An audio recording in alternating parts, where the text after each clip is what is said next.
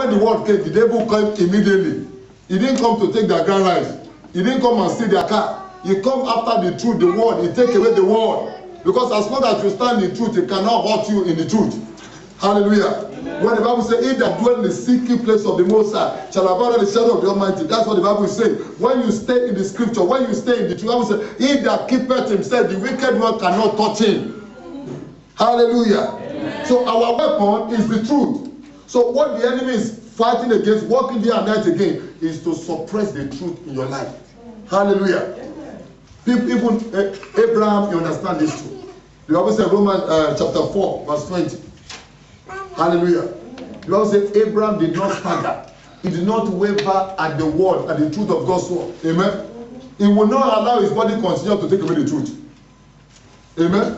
He will not allow the medical report to take away the truth. He will not allow family opinion to take away the truth. He will not allow majority opinion, how other people see him. Do allow other people, the way people see you run your life. Amen. I say amen. Amen. Don't allow other people's opinion to run your life. Other people's opinion are not the truth. What is popular is not the truth. What everybody is doing is not the truth.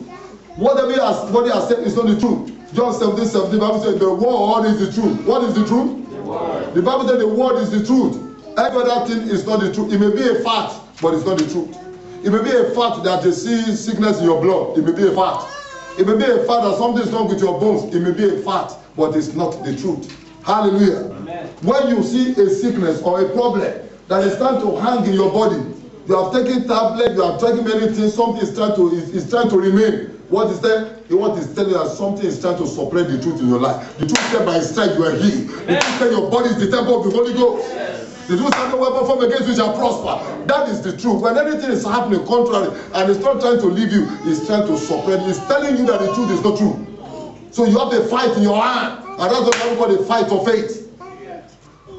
The Bible says you are more than conqueror. And you are doing business and things are not working. Hallelujah. And the Bible says you are more than conqueror. It says whatever you put your hand, it shall prosper, it shall succeed. So something is trying to suppress the truth. So that means you have to hang on to the truth. You have to stick to it and say the truth is truth.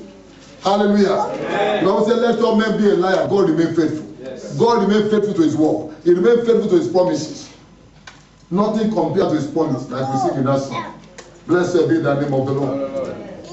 So what I come to emphasize and re-echo, amen. We are going to continue the next. I'll just go to introduce based on foundation that I will continue next Sunday by the grace of God, amen. But there's something I want to re-echo, that I want to re-emphasize, and I want to, when the days we leave today, please, I'm begging you. I tell every Sunday I come to preach, I'm telling my heart, I want to preach and see today maybe my last Sunday of preaching.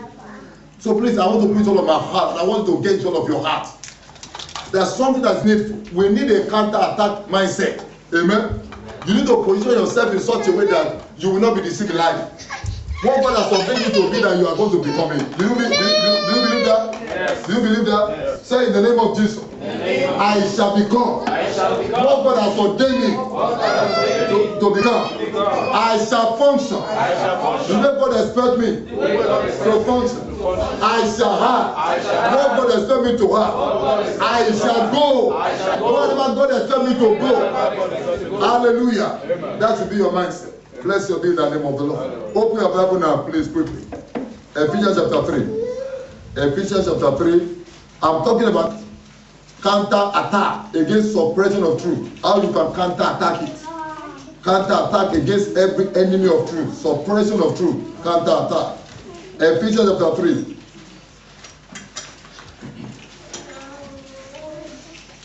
Ephesians chapter 3. I'll quickly read verse 3 to 4.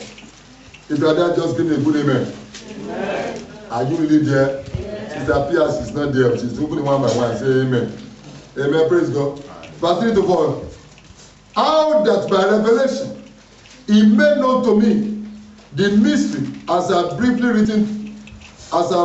written already. Verse 4.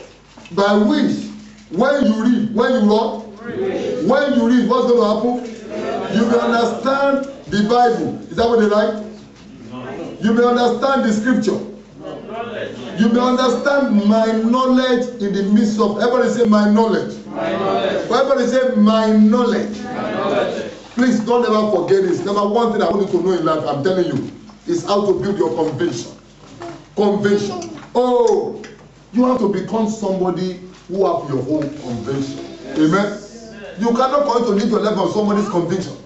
You cannot going to function on somebody's story. If you are all living on somebody's story, you will not be able to stand for too long. Amen. You will not be able to stand too long when you are only living on somebody's story. Thank God for daddy's story. Thank God for mommy's story. You need to have your own story. You need to have your own conviction. Hallelujah. Thank God for the story of my pastor, of my bishop. I need my own story. Until you have your own conviction, you cannot really say you are a standing person.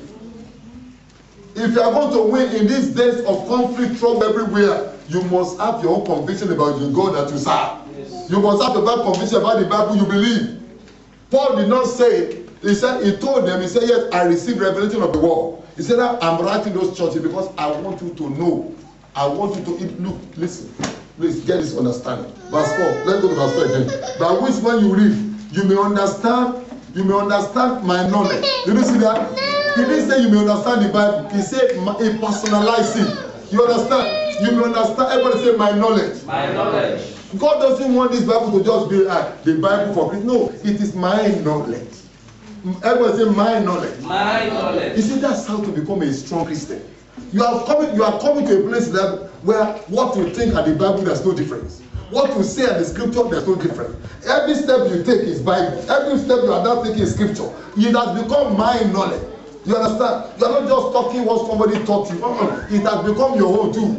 You are not saying last week, our pastor said, no, it has become mine. You spend time with it, that it has become yours. It's not longer somebody, it has become your possession.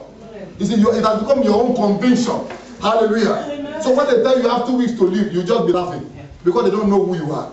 You don't function in that place. You have left that place behind. You have come to a higher life. You understand? You have come to a super life where the word of God governs everything you do.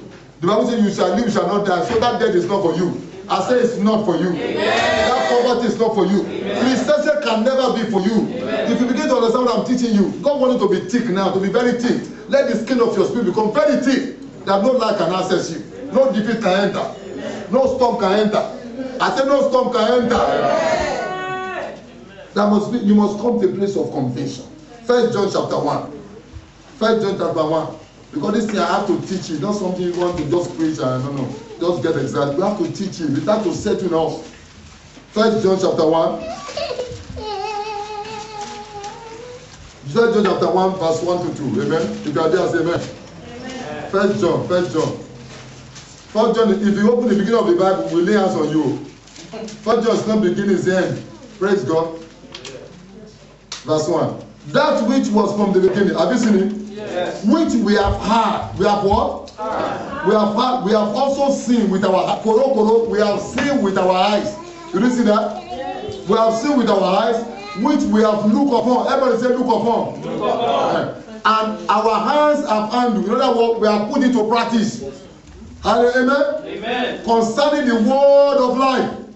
The life was manifested. Everybody say the life was manifested. The life was manifested. That's why these guys are very thick. You know, I've never read the Bible. You see, recorded this guy. They went and took him inside a pot. Imagine a pot of oil, and they cooked the pot. They cook it. By the time after many hours when they open it, the guy